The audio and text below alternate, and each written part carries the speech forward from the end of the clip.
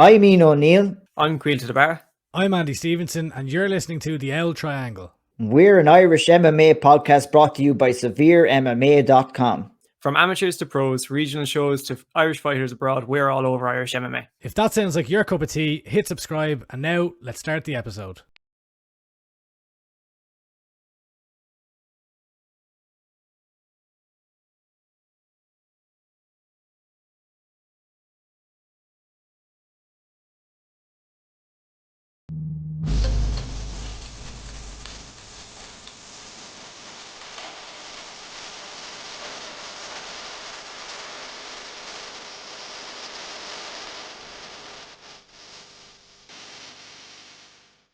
Yes, indeed.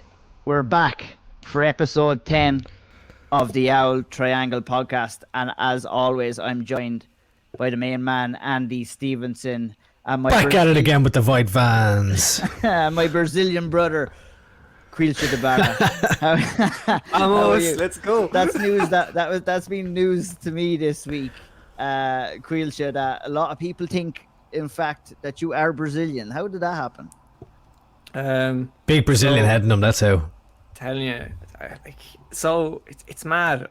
It's the second name I was told. So it happened over in Abu Dhabi, the IMMAF. Someone's like, "Oh, do you have any Brazilian cousins or whatever it is?" And then I was chatting to the Angola team recently, and this is where it really came out. They kept sending me stuff in Portuguese, and I was like, "Do you have a translated version?" And anyway, at the end of the Africa Championships, he says to me, he's like, "So are you Brazilian or Portuguese?" And I was like, "What?" None. But and now Matthew Elliott is chiming in, calling me the Brazilian lad on the podcast. Hilarious. Yeah, I was wondering when we got that question in, it was brilliant. There is a bit of a Brazilian twang off your name. Where It's not more of a Norman name, is it? Yeah. Where does the name come from? It's a Cork name. Jeez, Cork I wish I name. didn't admit that. Yeah, it's a Cork name. Barry, like it's just Barry in Irish. Yeah. Like Robert de Bruce. Yeah, like No. most, like, Irish names always, and you pop them into, it's like there's plenty of examples. Like Baron is De Bruyne, for example. That's another one. Like there's loads of them. But everyone thinks it sounds Brazilian for some reason. Yeah. Caoilte Borrachina de Barra. I do like ice cream, so yeah, I'll take his nickname. Be careful, Team Bahrain might snap you up there now if that rumor gets around too much. But this is not a Brazilian MMA podcast, folks. It is an Irish MMA podcast, and that's what we're going to chat about today. And today we have a very good show lined up for you. Decky McAleenan is coming in ahead of Iúr Championships, which is this weekend. We're going to break down that card with him and have a little bit of chat about his own career as well. That's coming a little bit later on the podcast. But we're going to kick things off with a little bit of action recap from the last couple of weeks since we were last with you guys. Clan Wars went down. They went down on Saturday, May 22nd. A good card from top to tail. A couple of talking points coming out of that card. One thing I'd like to mention from the start: the very first fight, Jordan Scully picked up a fantastic win on just a day's notice for SPG Tullamore. Fair play to him coming in on a day's notice, getting the win, and not an easy thing to do. And I'll go to you first, Caoilte. Anything else that stood out to you on that card? There's plenty, yeah. It was a fairly stacked card, so there's so much that stands out. The main one for me, though, it's the 3 Auld Triangle jokes. So Jamie Hunter, Bradley Rice, And the Auld Triangle. and Arman Hertzog. When jingle, jangle. Sorry, what were you saying? You have a beautiful voice, Andy. Jeez. We must get you to sing the intro, actually. And a face for radio. Jeez. You said it, not me. But yeah, so and Arman Hertzog was the third that got the triangle. That was a really nice one as well. It was deep. The way he hooked, when he hooked the leg in, you knew it was over. Really impressive performance from himself. So yeah, fair play to 3 lads. Auld Triangle jokes. Love it. That's a good win as well over Corey McLaughlin. Like I remember it was the last Clan Wars fight or event or one of the previous ones. He had a savage knockout on there, so solid win there. Yeah, definitely. I know Danny Core was on with us in the last episode. His son Jack Core picked up a good win by unanimous decision as well. Great shorts. Yeah, brilliant. I hope you changed his picture as well on Topology, Caoilte. All sorted with his funky shorts on him. He doesn't look like a prepubescent child anymore on Topology. Nice. Andy, anything sticking out to you on that card? Yeah, I really enjoyed all of the title fights, to be honest with you. I thought the card played out really, really well. I found it very entertaining.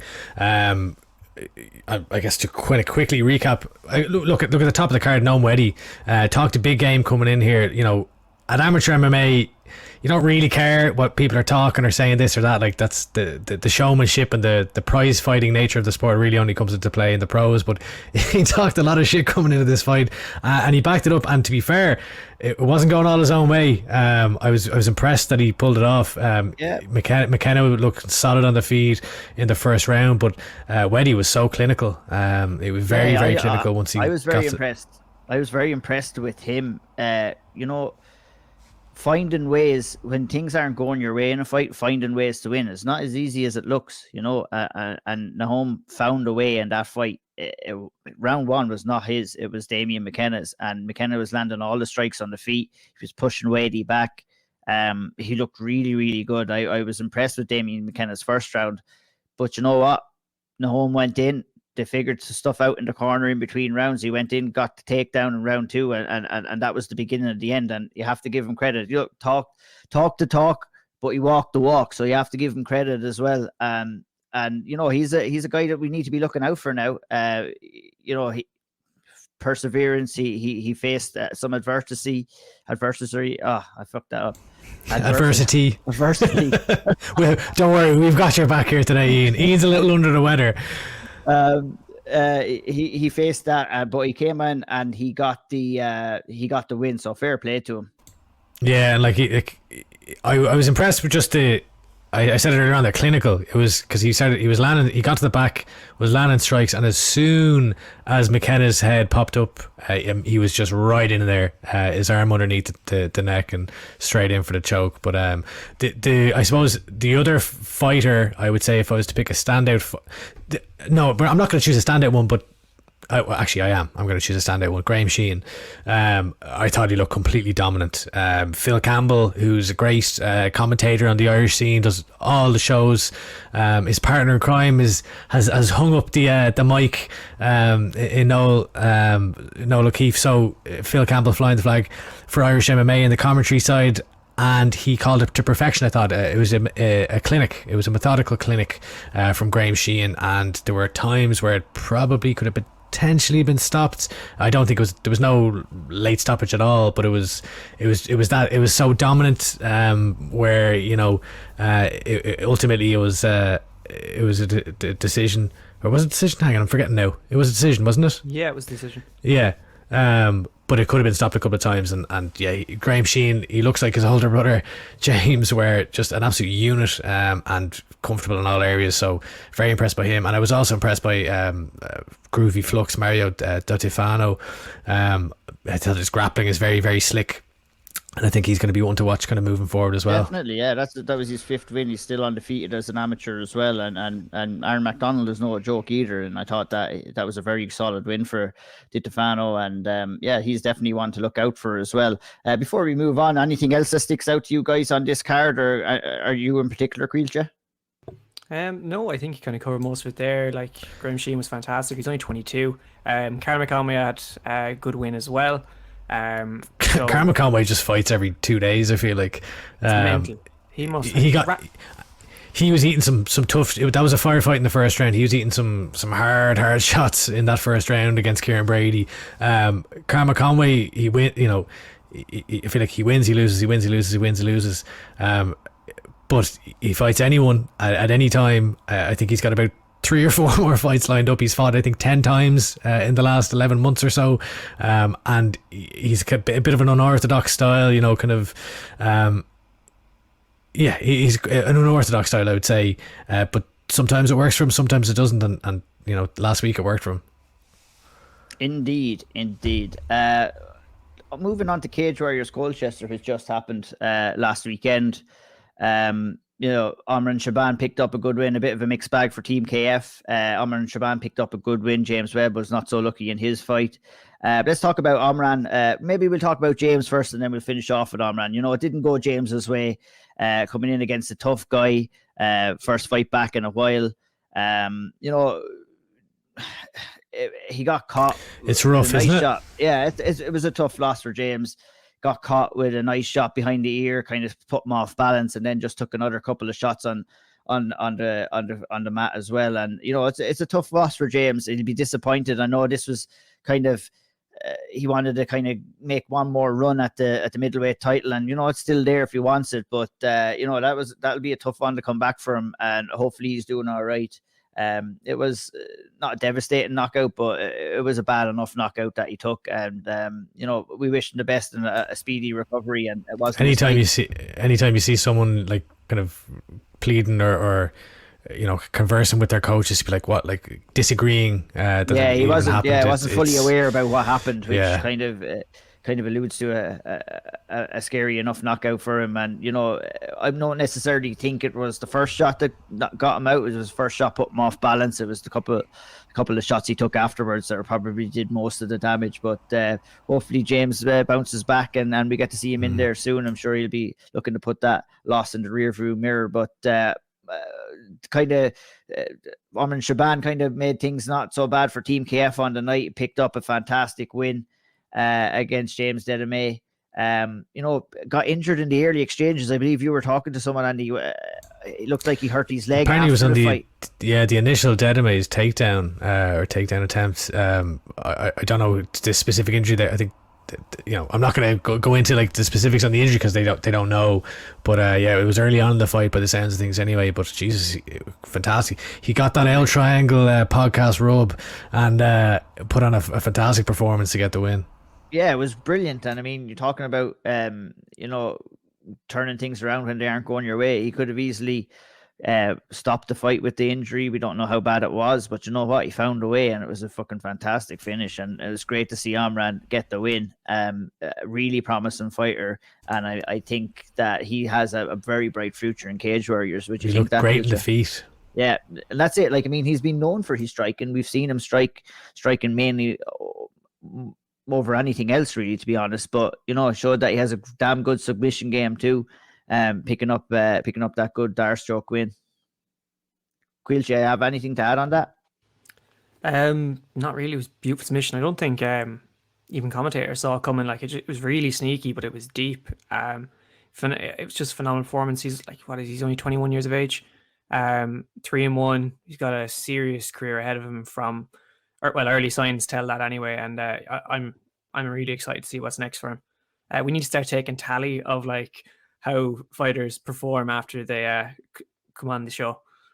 All winners, that's what we'll say. All winners. Anyone who comes onto this show is a winner, like ourselves, lads. Unfortunately, excuse me, the roly-poly kid, Tommy Quinn, picked up a pretty bad injury at KSW this past weekend as well, in his fight with Odemkowski. See the way I did that? That's another one for me. It's a win. Odemkowski. We don't need to ring Sean Denny in for that. Another one in the books for the bad guy.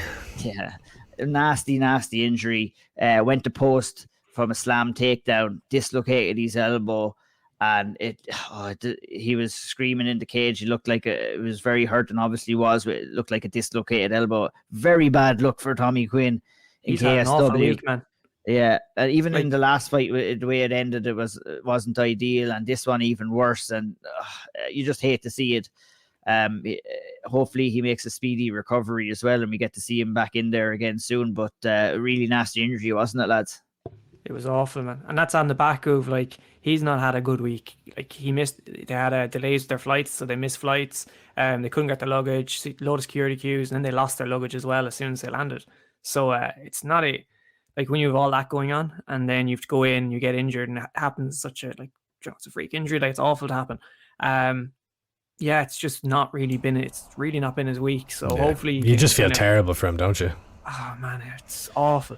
It really is. Yeah, that was just a bad week for him overall. Rounding it up, Alex Josan from Full Power Gym was over at Battle Arena fighting for a title. and was With the world title, is it? The world title, yeah, Battlefield world title. And he was defeated by decision. And decent fighter, Alex Josan, and he'll be back for sure. It wasn't his night. Didn't get to see the fight yet, but if we catch it within the next 2 weeks, we can maybe report back on it a little bit more. Moving ahead, we are going to talk a little bit about the Iúr or the Iúr. You did not just do that. Okay. No, we'll say nothing. Let's just say nothing until you'll hear later on. I don't know why what happened there. I don't know. It was I was planting the seed for the start of the interview.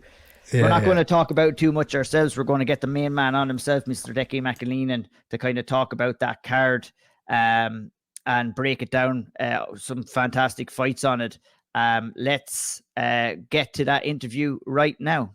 And now we're joined by Team Torres lightweight, Cage Warriors lightweight, and Iúr Fighting Championship. And let me tell you something, everyone listening. It's not Iúr, it's not Iúr, it's not like these guys on this podcast, including myself, Ian and Caoilte, pronouncing it wrong. Everyone pronouncing it wrong. It's Iúr Fighting Championships, and it goes down again this Saturday, the 4th of June. And tell us why. There's a meaning behind Iúr, which Decky only told me about 2 weeks ago, so I'm going to pretend that I knew it all along. But why is it called Iúr Fighting Championship? And we're joined by Decky McAleenan. How's it going? The name just comes from the town. That's pretty much the city of Newry, all the size of it. That's the name in Irish. So when I was trying to pick a name for the show, I was trying to get something with 3 letters. For logos, 3 letters usually works well. And it was Damien Rooney says, why don't you call it that? And that's sort of what stuck. I don't know where, just out of nowhere it became Iúr. But that does my head in. And the disrespect. And it's just like, that's not the name, call it what it's called. So well, we're getting there now. It's starting to change back to what it should be called. 100%. So, well, thank you for joining us today, Decky. Anyway, so it's Iúr Fighting Championship. It means Newry in Irish. We've got a big card coming up, so we've a lot to talk to you about today. We're going to go through the card a little bit. Maybe we can break down a few fights to talk about what we're excited for. There's 3 title fights on the card and a pro fight. So we talk about Irish MMA. That's what this podcast is, and we love when we see a pro fight on a domestic card because they're few and far between these days. We'll also talk to you about we'll get into maybe your fighting side a little bit later, but for now, when you decided to set up Iúr, why did you decide to do that? Why did you decide to become a promoter? It's not even like I wouldn't even class myself still as a promoter. I'm not. It's I decided whenever I signed with Cage Warriors and left sort of fighting locally, it leaves a massive hole. In the sort of market for a fighting show in Newry. I know personally myself, no matter what card's on, whether it's a good one or it's a bad one, I'd probably be able to sell out the show in Newry just off my own name. So it just gives people a fair shot. I don't want title fights because someone's a ticket seller, or a title fight because the fella's from my club and will take someone in from the lose to. I just knew that there's a massive market for it here, and just with putting on good fair fights for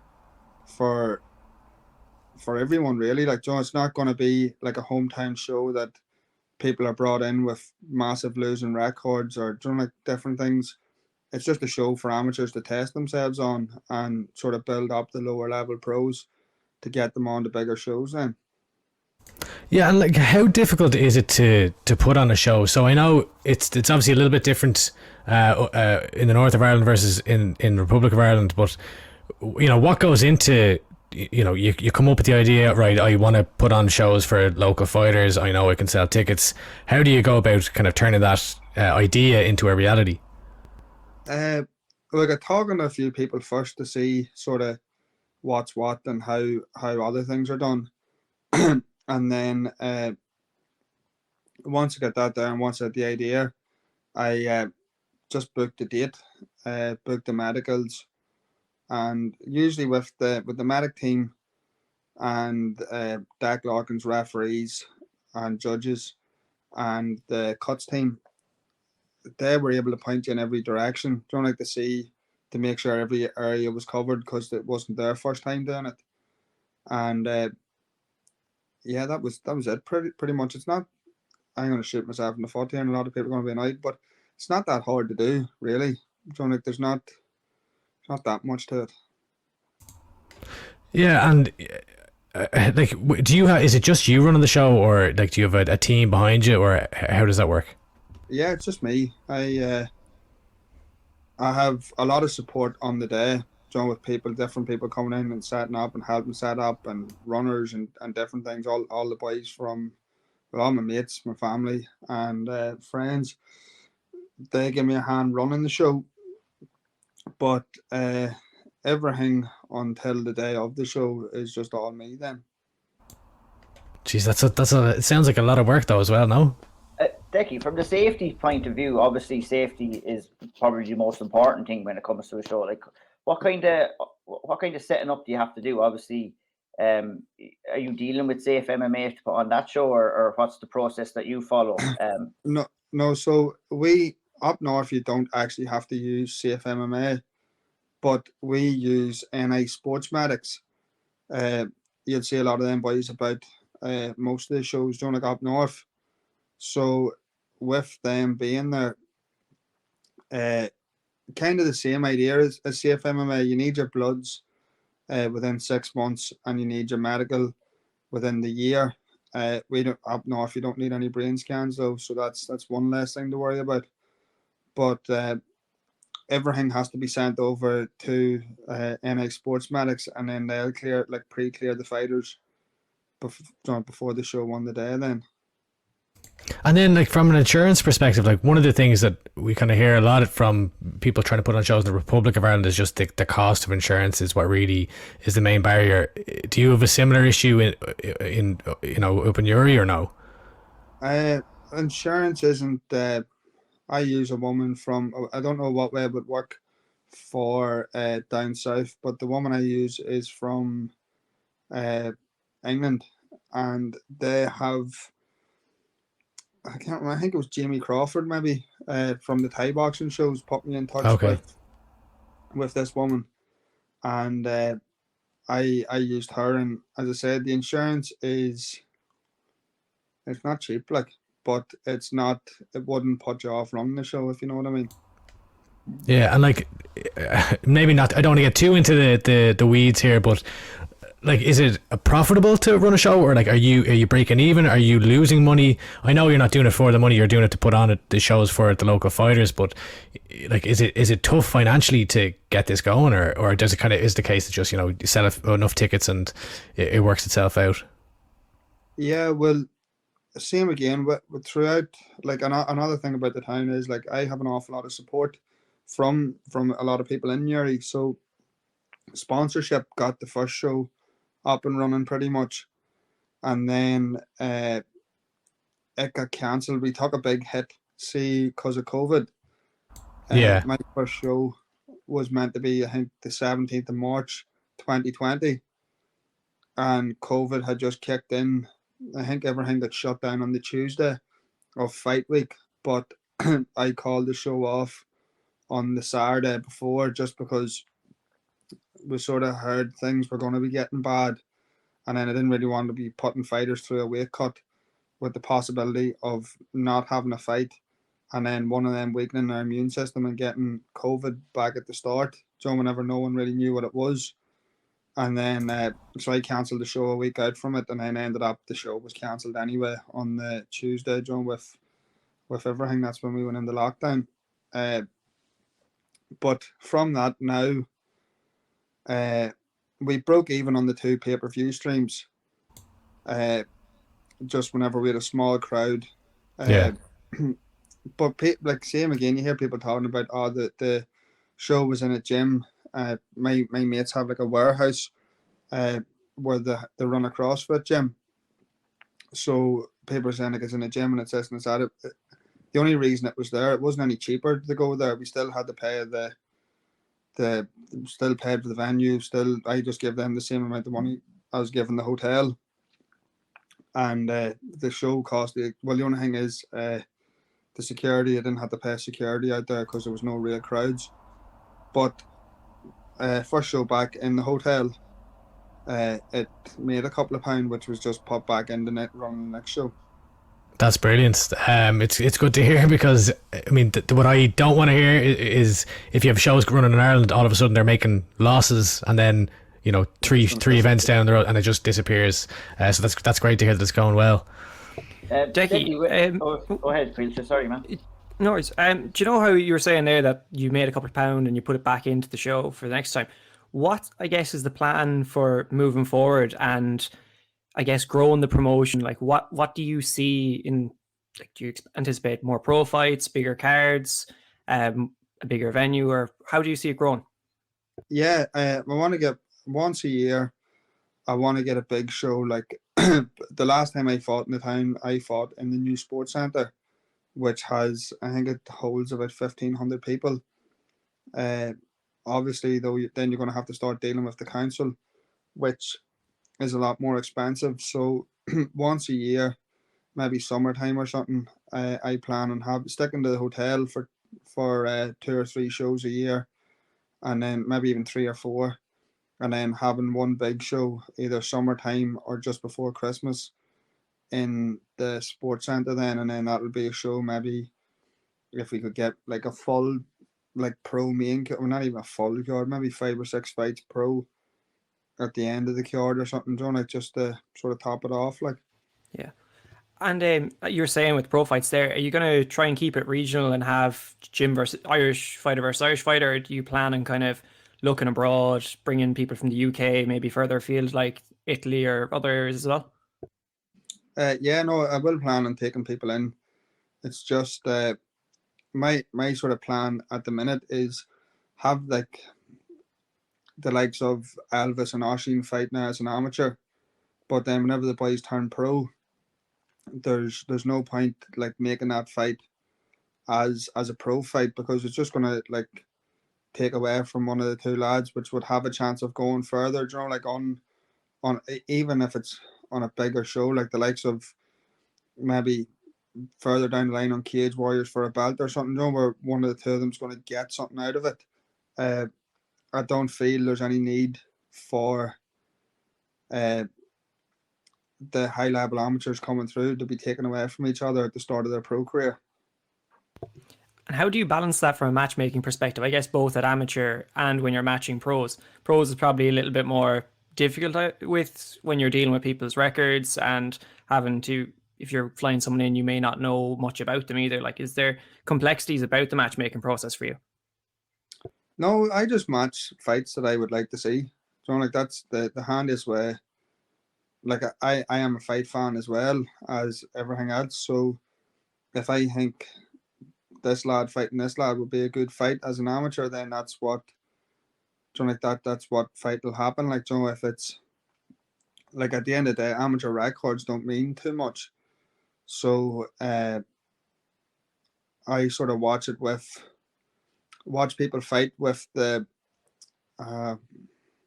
knowing a bit about fighting, that this style will give this style a hard fight, and this should be good. If this boy and this boy fight like this should be a good matchup. Like, so matchmaking at the minute, bar matchmaking for Mochi and Simbala, has been handy. With Mochi, it's just been a nightmare altogether. What's happened there? I think now we're on our 4th show. The first show, Ian Coughlin got injured. Then I couldn't get anyone matched on the 2nd show. 3rd show, I had a match with Jenderson, and he pulled out the week before. He signed with Cage Warriors. Couldn't get a replacement. Got him a fight against Roger, and then Roger pulled out with a broken foot, and then finally got him the replacement with Alexander. So hopefully now that's it. Like, we're on about 5 opponents, maybe 6 opponents at this stage, and no fights yet. Yeah, it sounds like quite the the bit of chaos there going on. Yeah, Plenty and of that's, I headaches. felt that bad. See, the last time, like whenever Janderson pulled out the week before the fight, I just said to Marcin, "Is like, look, there's frig all we can do here." So at this stage, it just sort of paid him his push, and just was like, "Look, I'm sorry, you can't. There's nothing else I can do for you." Like, Yeah, that's rough. So look, let's get into the card. Let's start talking about it, because we're quite excited for it, and I like your approach also of just making fights that you want to see, because I think that's, you know, at the end of the day, you want people to be interested. So I think that's a great way to look at it. And fights that Caoilte and Andy, everybody wants to see it. It's like the card that you put together is unbelievable from start to finish. Like the prelim section of the card, Decky, I mean, that's as good as any main card you'll see in any Irish show, if you ask me. yeah. Anything that's standing out to you, anything that you're looking forward to yourself on the prelim section of the card before we head to the main card? And just before, not to cut across, just before, so just tell us, so that everyone who's listening, when is the card, where is it happening, where can they find it as well, and then we'll reiterate that at the end. The card's next Saturday the 4th of June. Starting, doors open at 3:30. First fight's at 4 o'clock. Pay-per-views in the bio. Tickets are with fighters. Tickets are with myself. So give myself, the page, or any of the fighters a message if you're looking tickets. So Decky, there's some great, as Ian was saying there, like which fights are you kind of that stand out to you? You're licking your lips saying I can't wait for this to go down. There's some great fights on there. We've got Oisin Fox and Elvis Luco fighting for the bantamweight title. Conor McCarthy, Jess Paulo also fighting for a title. Mickey Pereira, Gary Rooney, obviously at the top of the card, the pro fight of Marcin Zimbala and Alexander Yankov, and then a whole host of other ones that we can get to in a moment. Are there any fights specifically that you're really looking forward to, or see as the standout ones on there? I'm looking forward to Darn O'Brien's fight. Darn versus Marek Supe from Paddy Houlihan's gym. That should be a cracker of a fight. Orman's new opponent with Sean McConnell. That'll be another cracker. And then Dennis versus Solomon Simon, sorry. And what do you see in those fights that excites you most? Darn at the minute is flying, so he is.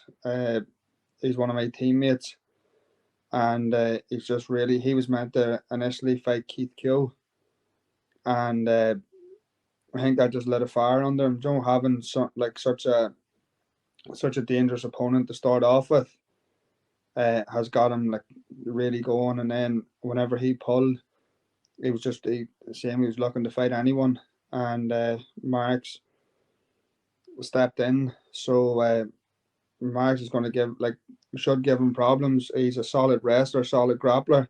So it's going to be on the day which one can sort of keep it sticking to their style.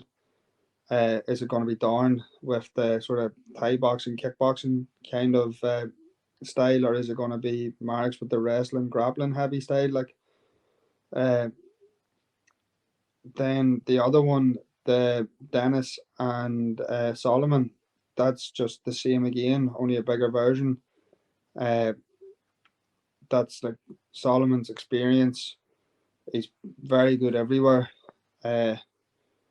Dennis is slick on the ground and slick on the feet, but can Solomon put the pressure on him and wrestle him?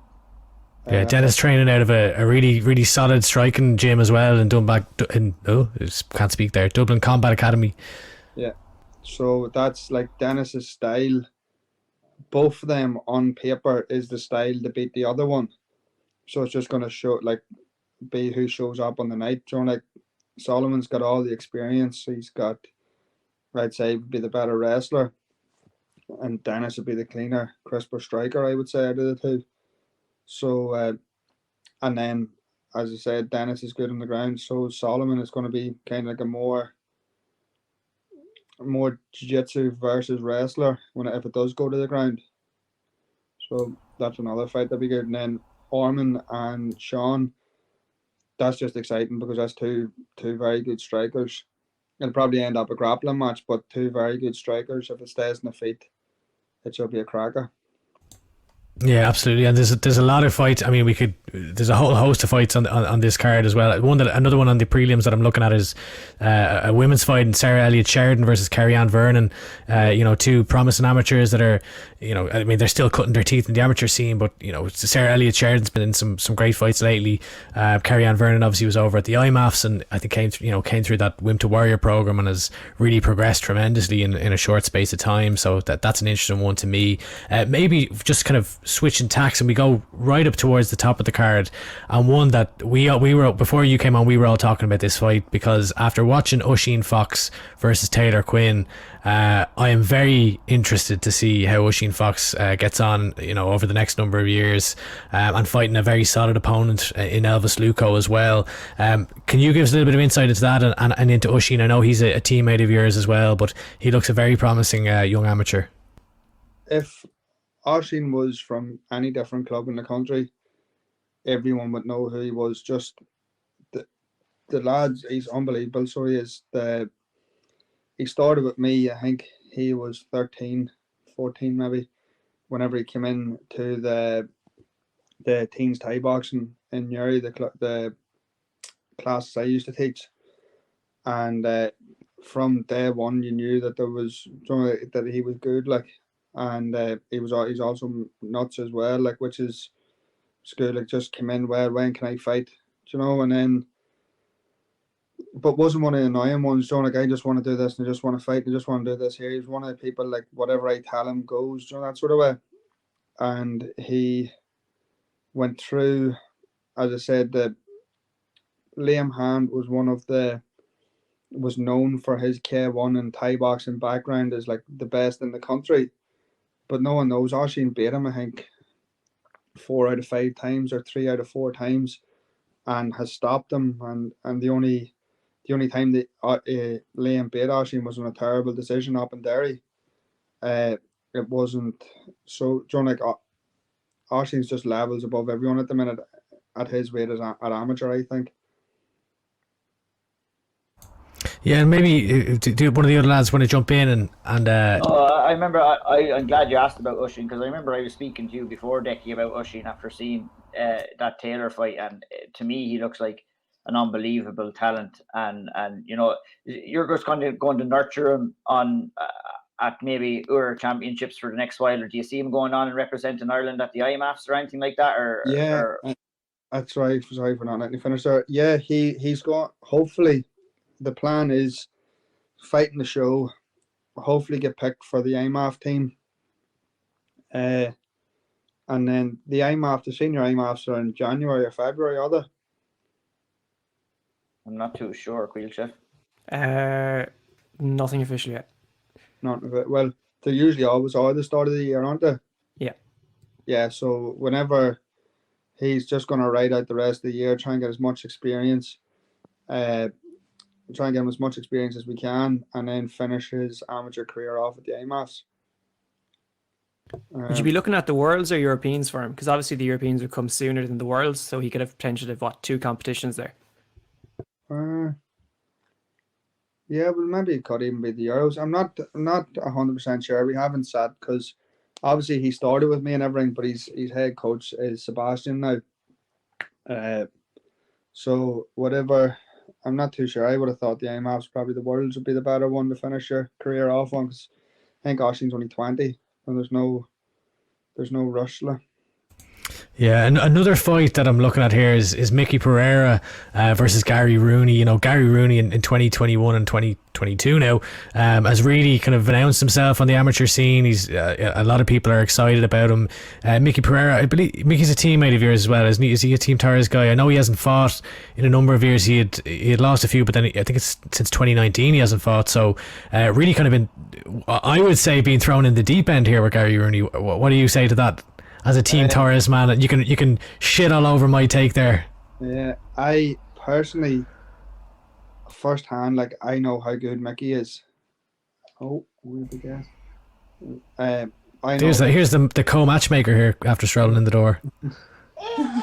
Sorry about that. Oh, good. It's okay. Sorry, yeah, I was saying Mickey Pereira is don't get me wrong. Now, this could be a very tough fight for him, and it's not could be. It is a very tough fight for him. But the plan is now. Mickey's been drifting in and out from his fought.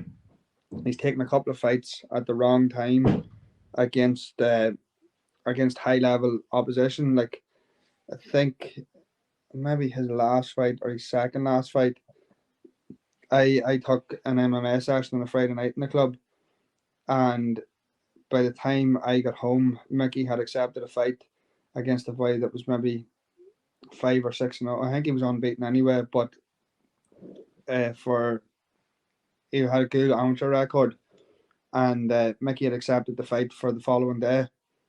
And so by the time I had home, Mickey was getting ready to head over to Manchester to fight the fella. Like, so this past while has been just about getting him, not taking them stupid fights at the wrong time. It's about getting him back training consistently.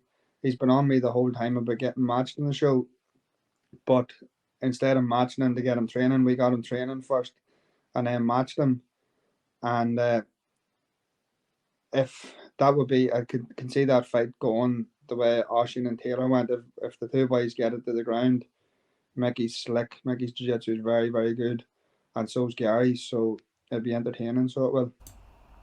Yeah, absolutely. I mean, I'm sure it's tough as well in Ireland to match flyweights. There aren't that many around, so you're kind of, it's sink or swim to an extent. But yeah, looking forward to that one. Another fight, again for a title, is Conor McCarthy and Jess Paulo. Are you hyped for that one? Yeah, definitely am. I don't know how. See, imagine that fight. I was struggling to get Conor matched. And I don't know how Jess slipped my mind, and I had matched Conor with someone else. And then whenever the other fella pulled out injured, I was in the process of trying to match Jess, and then had only flicked back through his record. He's on a tear at the minute. Like, you know, Jess is doing brilliant at the minute. So that's an off fight, and that's another style matchup that sort of could go one way or the other. You know, like if Conor can use his wrestling to keep the fight striking, then it's going to be hard for Jess. But Jess is also a big fella. I don't know if you've ever seen him in person. Very, very tall. He's huge, but even the size of his shoulders, he's huge. Like, I never thought, like, he fought Nathan, I think, at like 70 or 73, and you would think there's at least 2 weight classes between the two boys. Like, yeah, and I think I remember I was down in Team KF not too long ago, and I know, like, so Jess fights out of Sanda MMA, but he was down cross training as well. So it's good to see. I always like seeing that when you see fighters kind of not bouncing around gyms, but getting some cross training in. It always works out well for people, because, you know, you're getting new looks, you're getting different experiences. So yeah, I'm excited to see how he gets on. And Conor McCarthy, like I was at his, I don't know if it was a few fights ago now, the one in Cage Legacy in Meath, and yeah, like that he's a vicious striker as well. Like, he seems to be quite well rounded, and then he, you know, had a great fight, a couple of fights on the national championships as well. So another exciting guy. He was a cracker. Did you see his first fight, him and Ethan from SBG Cork? Ethan Gearin, was it? Yeah, that was, the two of them made their debut on my first show, and you could have stuck it as the main event of the show. The two boys, Ethan was a purple belt in jiu-jitsu, Conor had the background in striking, and such a fight. It was a cracker. So it was. Maybe if we were going to move on from the card, maybe to talk a little bit about yourself, Decky. You know, it's been a little while now since you've been back in there yourself. Obviously, it wasn't your night against Tobias Harila when you were last in there. Is there any thoughts coming out of that fight, Decky? You know, delayed changing opponent, stuff like that. You know, must have been a kind of a strange week for you. And, you know, obviously the fight didn't go your way. Yeah and no. Like, I keep saying that I'm going to be more selfish with my career at this stage now, and do what's right for me, and not, John. Like, I had a tough opponent in Paul McBain, and I picked a tougher opponent. I didn't have to and picked a tougher opponent. Paul didn't pull out. Paul stepped in to replace the first fella that I was meant to fight. And then I got a phone call and offered Tobias, and I had accepted it just because why not? Like I still think I'm one of the best, and it was just a gamble. I'd finished my last training session on the Monday and had a phone call from Ian Dean, and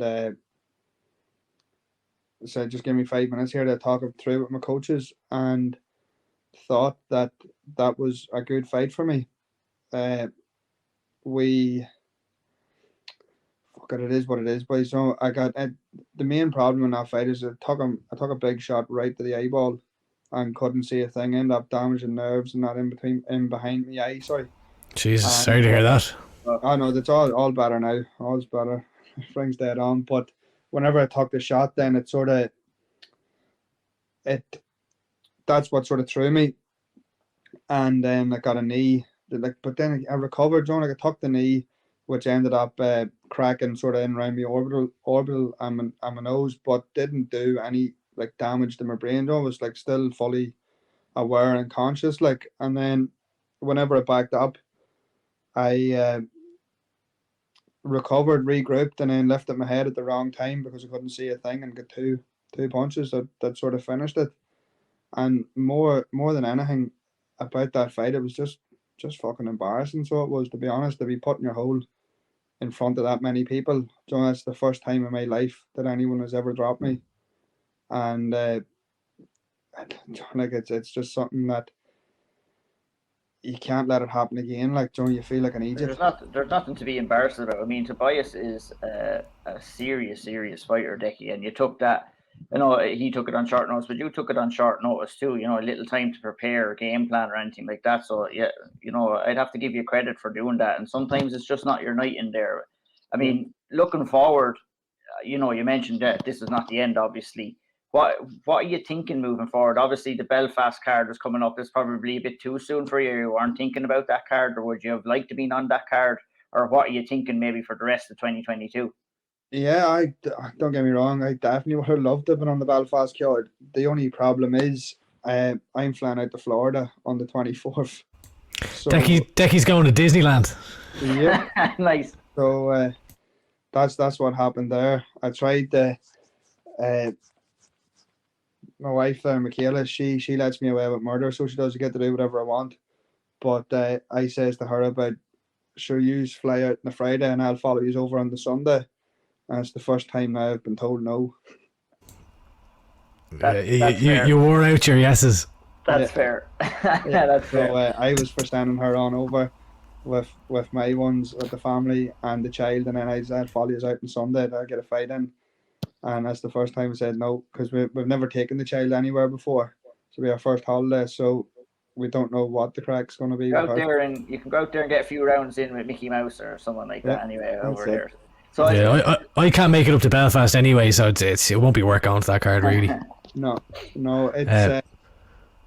it's one of them things. So then with Colchester being on there this weekend, that was too soon with the suspension that I got from Cage Warriors, and then whenever I went to get checked up in the hospital, the suspension that I got, I wasn't able to train, so I'm only back training 2 or 3 weeks properly.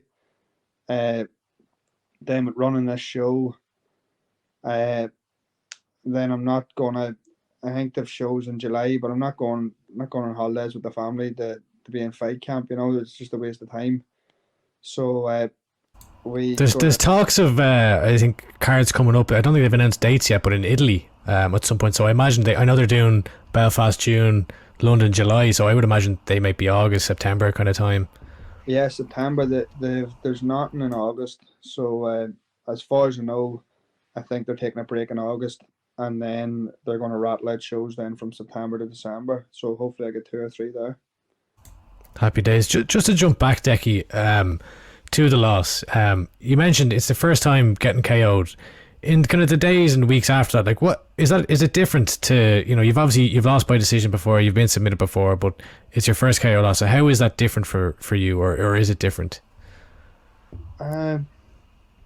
No, as I said, bar the embarrassment of having to get pick yourself back up off the ground, it's grand. Like, you know, you don't. It wasn't that bad. I went home, as I said, I went back home, or back to the hotel. Sorry, and I just had to go up to the room and lie down. I couldn't focus on anything with my eye, just with the pain of it. But after about a week or so of it, it went, well, no, sorry, it was scary. I thought I was taking a stroke. On Wednesday, I started losing all pigment down my face. And I was like, oh no, I think this is it. So finally went to the hospital and got it checked and found out what was wrong. But it's no different. You just have, it's one of them things, like, you know. Was it the nerve? Was it the nerve damage that was causing the droopiness? Yeah, in it was the the face, nerve damage. It was, yeah. I'd say that's scary. If you're yeah, Jesus. Yeah, I was sitting eating a sandwich, and something to do with spicy foods, you know, will flare it up or whatever. And it started off, my lips started going numb and up into my face and down my cheek and all. And I was like, oh Jesus, I think I'm having a stroke. So I went home to try and sleep it off. And whenever I woke up, then I was dead on and knew it wasn't a stroke because I'd woke up. Well, I'm glad it wasn't a stroke anyway. Yeah. Fucking hell. That's crazy. You know, looking, I guess, forward in your career, Decky. You know, you've come through. You've been in a 2-fight losing streak before. You came back. You started winning a few. Obviously, your last 3 fights: draw, loss. You know, when I look at Cage Wars, we love Cage Wars. I love the platform that it gives and how many people it sends to the UFC and all this. But it's also not a place where you earn a lot of money. So, you know, when you're kind of you've been up and down, and like, how do you view, like, is it just a case for you of you're still just trying to get to that belt, trying to get to the UFC, or how do you view, like, your career moving forward? Because it must be frustrating to be kind of, you know, you getting a few wins followed by a few losses, followed by a few wins, followed by a few losses. Yeah. To be honest, I want to be on Cage Warriors because that's where, like, the top up and comers, like, it's UFC level. Like, you know, there's easier ways. I could have went about it a lot differently and probably been in the UFC now. But you can fight, like, you're getting the top fights, you know, like, against the toughest opponents. There's easier ways of making money. You know, like, definitely is. There's better promotions to go to if money was the thing. But I started off, I said I wanted the Cage Warriors belt. So money's not going to change that there. Like, unless, as I said, UFC's probably gone now, to be honest with you. Just at this stage. Why do you say that? I'm 30 now, so I am. So with my age and with the sort of my records ratio, I can't see myself getting to the UFC. But I still want to be the Cage Warriors champion, and then, yes, get the Cage Warriors belt and move on somewhere else to make money. Yes, that's 100%. But there's a chance. Don't get me wrong. There is a chance of the UFC, but it's slim. Yeah. Yeah. Does that? So that doesn't take away, you know, from the drive at all. But it's just a case of your goal is now Cage Warriors title. That's it's because it sounds like everything you're saying there. It's competition over money. Yeah. Yeah. Like, don't get me wrong. I started out to get to the UFC. I always wanted to fight in the UFC, and starting to realize that that's probably not going to happen is a big kick in the balls. Like, you know, it is. But I still want to fight the best. So getting that Cage Warriors belt is going to let you run into other promotions that pay well. You know, like, instead of going in and sort of having to climb through the ranks and do whatever there, if you win the Cage Warriors belt and then tip on, you're going to be going in at a decent salary on any of them. Is there anybody that you're looking at right now, Decky, that you'd like to fight, maybe to kind of start you off on that path to the title? Or, like, I know obviously you said maybe later on in the year. Do you have your eyes on anyone who you'd like to take on in the lightweight division? Everyone and anyone. The same as always. Just whichever's the first name that Ian offers me, that's the first name that I'll agree to fight. Perfect. Can't not respect that. Yeah, Jesus, it's you're You're a better man than I, Decky. And look, fingers crossed, a few more wins, and you'll be back in the top of the lightweight division again, and going towards that belt. But I really appreciate the time today. I think that's all we have for you at the moment. But tell everyone again. So obviously we won't see you in the cage for a while, but we'll see you as Decky McAleenan, Iúr FC promoter next week. So tell everyone again where they can find the fights, if they want to buy tickets or buy the pay-per-view and all that. Yep. So my Instagram, the show's Instagram, and all the fighters have tickets. Message them, message me, and the pay-per-view link is in the bios. So that's Iúr Fighting Championships, Saturday, 4th of June. Decky, appreciate the time today, and we'll have you on again soon. Legends, boys. Thank you. Thanks a million, Decky. All the best, Thanks man. a million, Decky. And there you have it. Iúr Championships is on this Saturday. What? Say it again?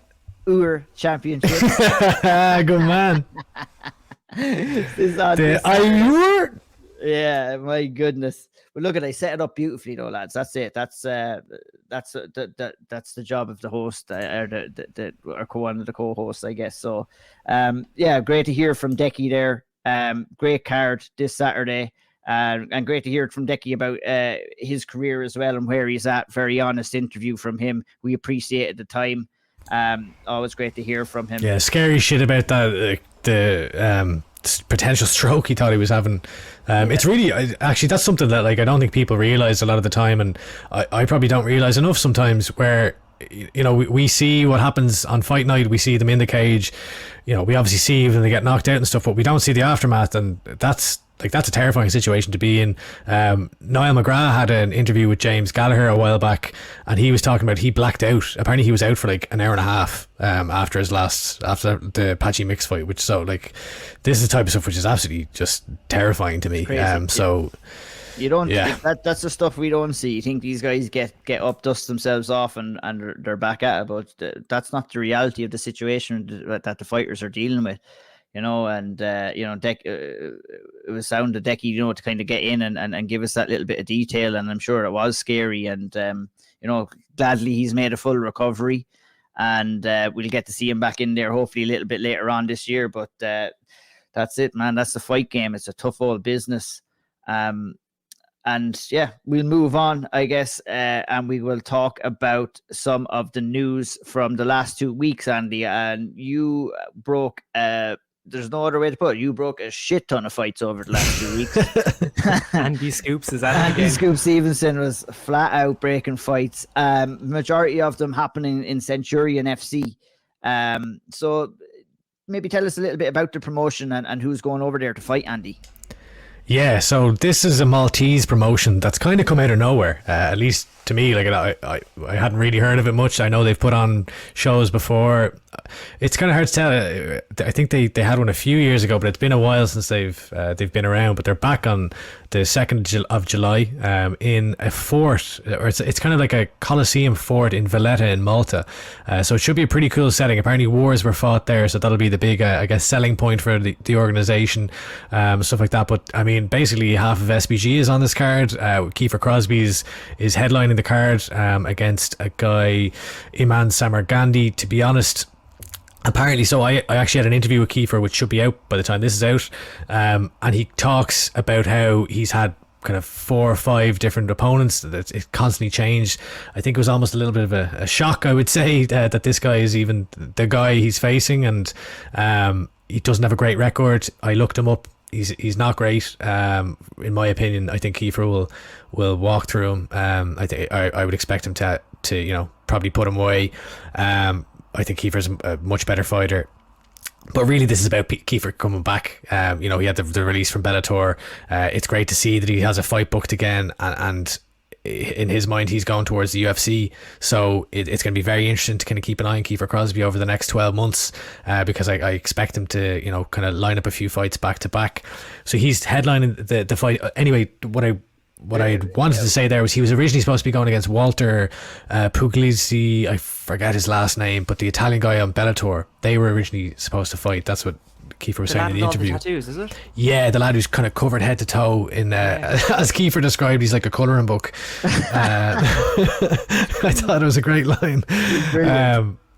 But yeah, Andy, I mean, you said that the interview was going to be out, so I know obviously we haven't seen it yet. Is the mentality? What's the mentality for Kiefer right now? Is it obviously he's looking at the UFC? Is he? And that's UFC the goal. in his mind, 2 fights. If it's not 2 fights, 3 fights. If it's not 3 fights, 4 fights. But all eyes on the UFC. That's where he doesn't want to be signing any or any multi-fight deals.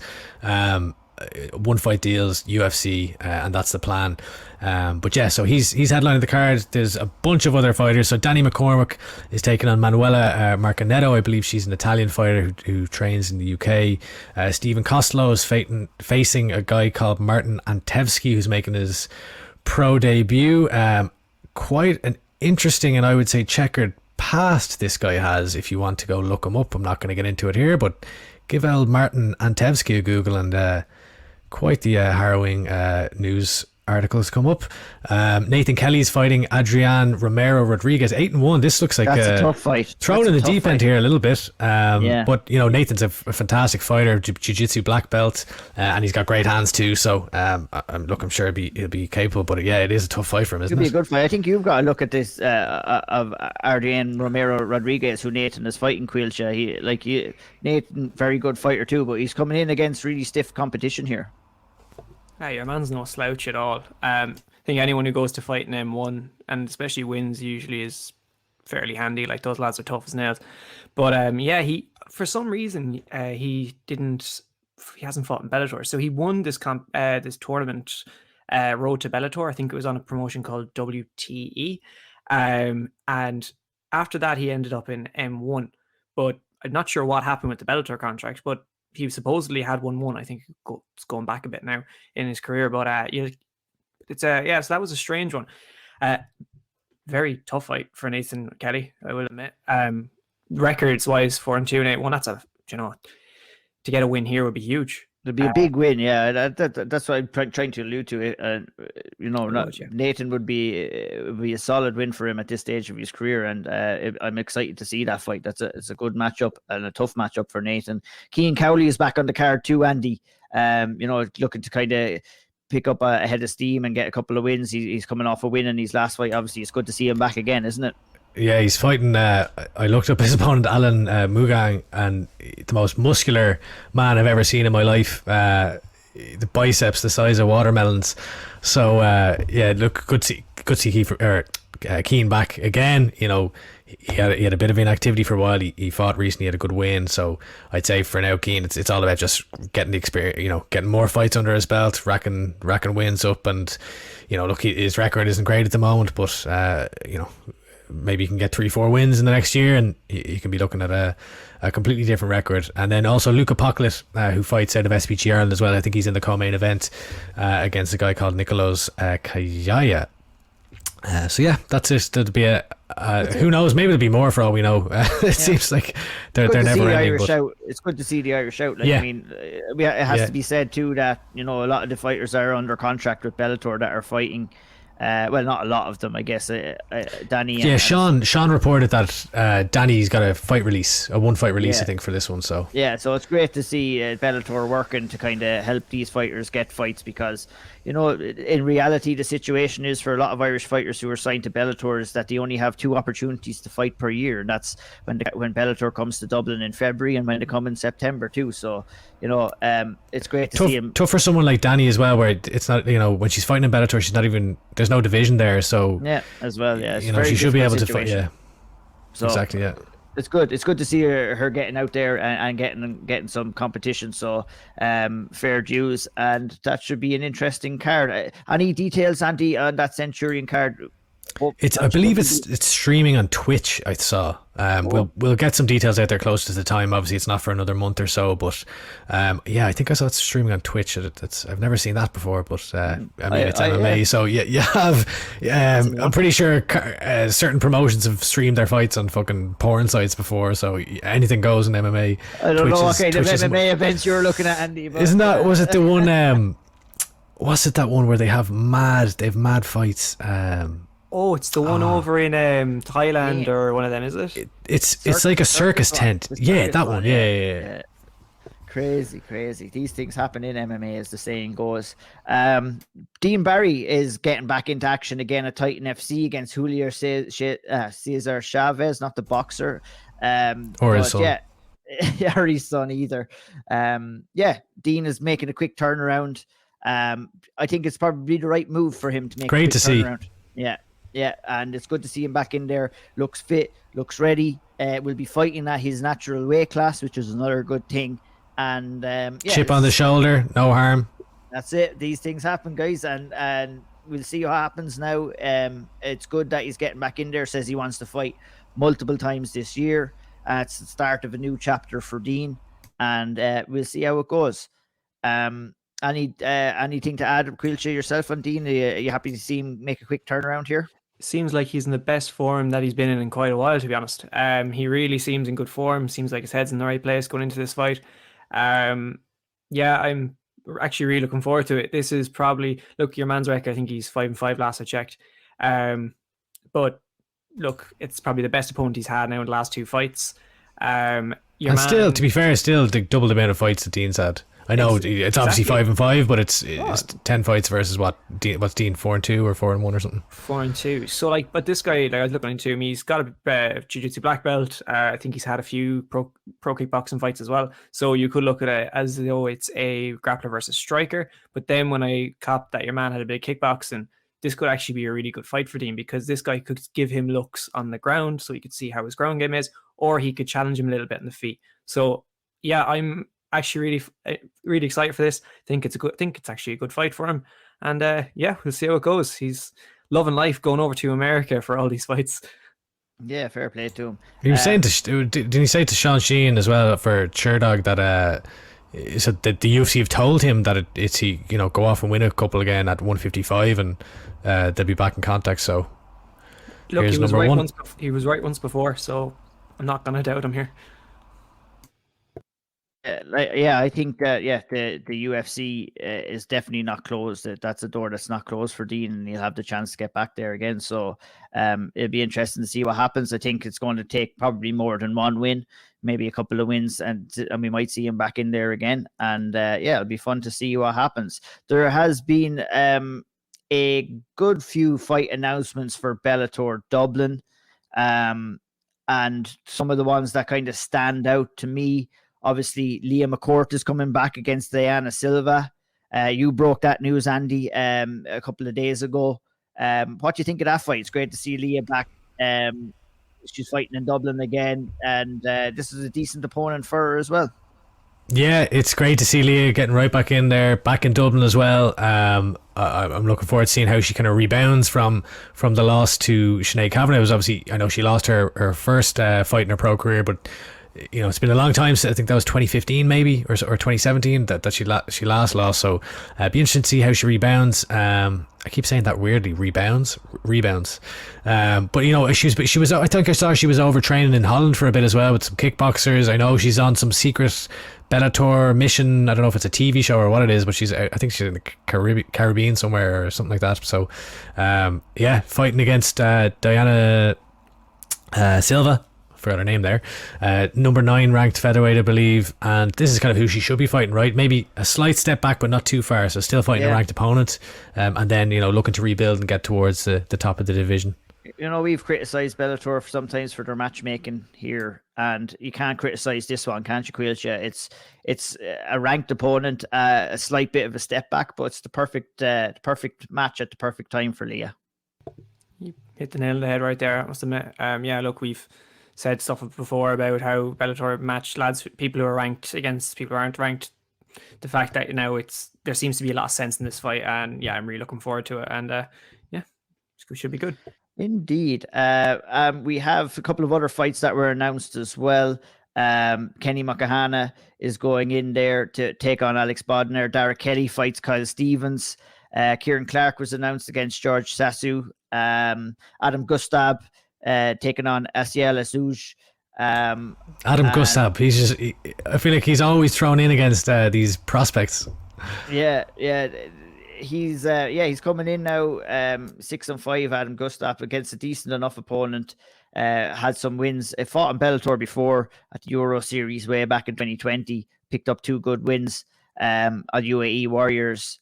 He's coming in, as usual, is a decent competition for Gustaf coming in here.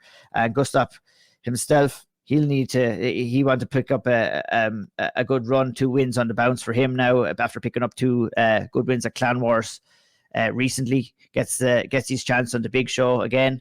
Obviously fought at 227 and lost against Dylan Logan, so it's good to see Adam Gustaf back in again, looking to make it 3 wins in a row.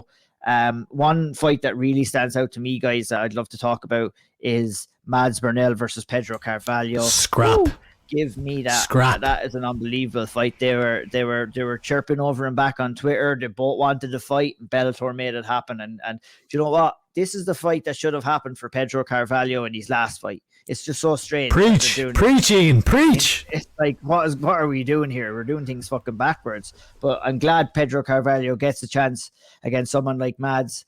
And that's it. It's going to be a great fight, this, isn't it, like, guys?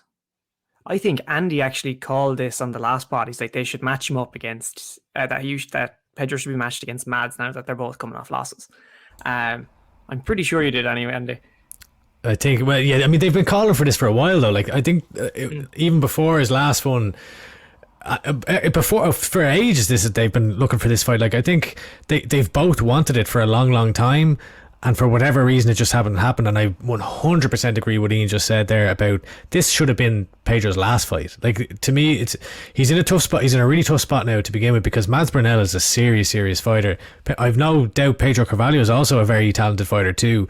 But for both of them, and you know, Pedro coming off a loss to an unranked opponent, a Bellator debutant, to now be thrown in with Mads Burnell, you know, let's say if he loses this one, where does he go from here? Whereas, you know, you'd have another two fight losing streak, and then I don't know. I feel like this should have happened one fight ago, but let's forget about that now. It's a fantastic fight. I do think it's winnable for both of them. And look, I think I would probably not to pick, but like, you know, I think a lot of people would probably lean towards Mads Burnell here in this fight.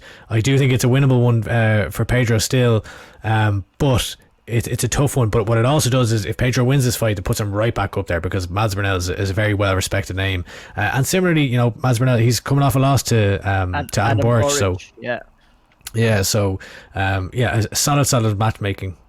Yeah, it is good matchmaking, and I mean, you're dead on in saying that, you know, a win against Mads Burnell, like Burnell lost a close fight to Adam Borch, a great fight too.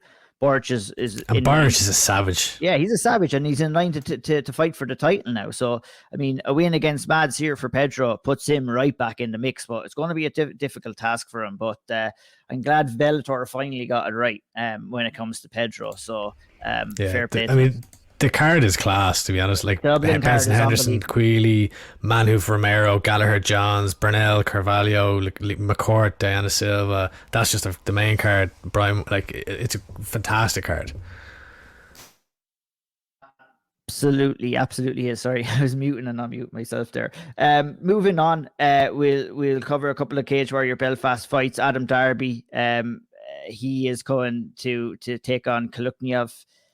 Troy Gibson is going in there against Paddy Wilkinson. That's a good fight too. I know you broke. Did you break that, Andy? You're breaking so many fights. I did, yeah. So it's hard to keep up. Actually broke the Mads Burnell Pedro Carvalho fight too. As well. Look at this.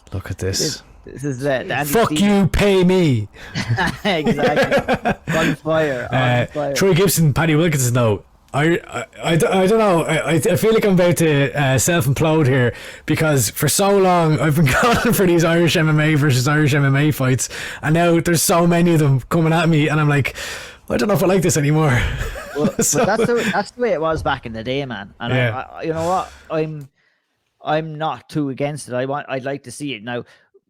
You know, Decky mentioned in the interview, I don't know whether we were on or off, that you don't want to be matching, you know, I think he was on about Luco and Oisin Fox, you know. He was saying that you want to do it an amateur but not a pro. Yeah, or if it's that pro, you want to maybe have it a big stage like Cage Warriors or something like that. Sometimes fights make sense when it's Irish versus Irish, and I think that this one makes sense for sure, and a few others that have been announced recently as well. And losses don't mean that much in MMA. They do and they don't. Especially early in the career as well. Like, we've seen James Sheen and Ian Gary go at it for their first fights as well, and two fantastic talents as well. And the two of them are doing fantastic things as well. So I'm all for it. If the timing is right and if the occasion is right. So I think everything is lining up here, and two decent fights as well. Cage Conflict have announced a couple of fights as well for their card on July 23rd. Obviously, the fight that you broke, Jar Harris versus Noordine Hezrat, will headline that card. A couple of other fantastic fights announced as well. Scott Harvey versus Alexander Yankov, Sean McCormick versus Abed Al-Saw, Leon Hill is back in action against Bilal Ben Reyes, and Keith Kyo versus Carl McConway will go at it as well for an amateur bantamweight title. A couple of great fights, and there'll be a couple of more on the way. I know they'll probably be announced and maybe have announced already by the time this podcast comes out. Some more fights. Cage Conflict doing the damn thing. Owen Sheridan is going to be making his pro debut at Premier FC 2 on July 2nd. I was just talking to Andy Hickey during the weekend, and we believe that that's the first ever pro fight to ever go down in Tipperary. Ooh la la! We're making history at Premier FC. This is only their second show, is it? Premier FC. That's right. Yeah, they have one. It's exciting to see. They're already, because it was like, was it Wimp to Warrior and amateur fights? It was kind of mix of both, and I've absolutely zero interest in Wimp to Warrior fights, to be honest. But they're moving on amateur, and they've already got a pro fight. So this is great to see. This is very promising. So I'm very interested to see how Premier FC get on, and I'm excited. I might actually try to get down to that show if I can. Yeah, it's definitely shaping up to be a great show. A couple of great amateur fights on it too, and we'll break that card down a little bit closer to the time. But Owen Sheridan will be going in there. Cheryl will be making his debut, which is great to see. And they have another card lined up for August already as well in the great county of Kilkenny and O'Loughlin Gales. Fucking shithole. Caoilte, talk to me, my friend, about the Four Nations team. We possibly will be making a breaking news announcement here. The Four Nations team has been Bring up the yellow bar, the Sky Sports yellow bar. That's our budget version of Ariel Helwani's breaking news segment noise. yeah. Jesus, yeah, I forgot. This probably, unless it's announced by Wednesday, it's probably the first time it's probably going to be out there. But I think two people have already put on social media they're going to be going to the Four Nations. So for people who may not know, the English Mixed Martial Arts Association are going to be hosting a Four Nations tournament. So a team from Ireland, Scotland, Wales and England will be competing across 3 days across all your IMMAF divisions, junior and senior categories as well. So that's going down, I think it's the 1st to 3rd of July. And the Irish team's been confirmed as of earlier this week. So who do we got? So for the women's flyweight, we got Sinead Newell. Men's flyweight, we've got Keane McCartan. Bantamweight, Ross Carney. Featherweight, Keith Keogh. Also at featherweight, Jordan Bradshaw. So we could have a repeat scenario that we had at the Nationals, depending on how they match up in the brackets.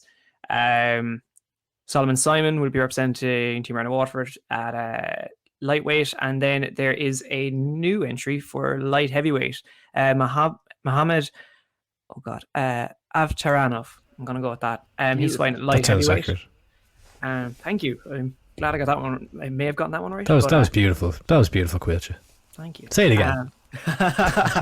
Fair now. No, so I've been looking at the divisions. The tournament looks absolutely sensational. Some of the talent is ridiculous. The lightweight in particular is fantastic. Featherweight too. Those two stood out like a sore thumb with some of the talent around the UK and Ireland. I've seen some names such as George Staines, which is probably one of the best amateurs in Europe, I guess, right now, to be honest with you. Who's in there? Teddy Stringer's in there at welterweight. I could go on for so long, but that's the Irish team anyway. Look forward to seeing them go, and same day as Premier actually, so we could be split. I think I'll be in England and you'll be in Tipperary, Andy. Oh yeah, There we go. Beautiful, spreading our beautiful wings. country. And I'll be watching from afar in Canada. You sound so excited. Yeah, I know. Like, fuck, I want to go to these events. You fucking pricks. Such is life. But yeah, no, it's great to see a strong Irish team heading over there. This was the first time to kind of put on a Four Nations tournament, is it, Caoilte? Yeah, like these are starting to be encouraged a bit more. Yeah, you'll hopefully see quite a few of them, I guess, with a few different federations where they host tournaments between themselves and kind of get international experience without having to do a massive competition or go to a massive competition that is quite expensive to go to, because obviously going to Liverpool, I think my flights cost 50 quid. So it's quite, it's much easier. Caoilte said he'd give anyone who walks out to Caoilte Black and Tans a tenner when they're fighting England as well. Nice. No walkout music. I may or may not have made that up. It's a great tune. Okay, yeah, that rounds up to kind of some upcoming fights that are going to be happening over the next couple of weeks. Obviously, we've talked about Iúr Championships with Decky. That's happening this coming Saturday. Cage Legacy is set to go down on June 10th. A couple of great fights. We'll talk about this card just a little bit. Maybe talk about the top three title fights. We will definitely break down this card in great detail on our next podcast. It will just have happened. Obviously, Sean O'Bannon will be fighting in our second pro fight against Shiato. Jamie Abbott-Bissett versus Gary Rooney. Fantastic fight. Sarah Carney versus Megan Hamill. All the 3 title fights. Talk to me, Caoilte, about Sarah Carney versus Megan Hamill. It's a very good fight. Fight that they're going to be contesting for the vacant flyweight championship. So, yeah, that's a pretty good fight there to kind of get started on the title fights. Yeah, solid bit of matchmaking there, I must admit. Like, you got 2 really tough flyweights, a lot of international experience between the 2 of them, and both really tough, talented girls. I imagine I think they've been on the same team together before when they're going abroad for IMMAFs. So I'd say they know each other, they know each other's styles. So I think this, as I said, really good bit of matchmaking. I'm really looking forward to it. I think Sarah Carney's been on a really good run of form at flyweight. I think flyweight's perfect for her. She looked really strong at it. The Worlds, she came up against someone who's on the Russian Olympic wrestling team.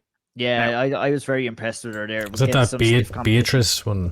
Beatrice is the Bahrain one. Okay. I think she actually won like Muay Thai World Championship there today. But no, it was the Russian girl who she fought that was on the team. So to go in there and beat her earlier this year, like, that's a massive chip on your shoulder to have, especially going into regional fights then afterwards. Oh, the one she beat in the first round was the wrestler. Yeah, the one that set up. I thought she dominated that as well. Yeah, she had I think I said at the time, she had her clinch was on point. She had these knees up the middle. I didn't realize the opponent was so credentialed. That's a very impressive win then.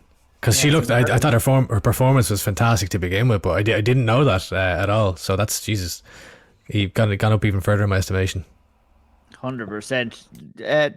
What do you think, Andy, of Jamie Abbott-Bissett versus Gary Rooney? It was a fucking solid matchup here. I mean, I feel like every time, because we've kind of brought this up in previous podcasts as well, and it's just this is class. Like, I really can't wait. And like, you're hearing things like, I think the Jamie Abbott-Bissett side, they're very confident that he's going to go in and get it done. I went down and got some, I was saying the last podcast, got some chicken fingers, chatting to Richie Smullen. He's like, tell you, man, Gary Rooney, this is going to be a performance that everyone will know. It's just very, very exciting. These are 2 guys, they're very likable. I know that we focus on the amateur scene, but it's hard, like, it's so hard to take note of every fighter on the island. It's impossible.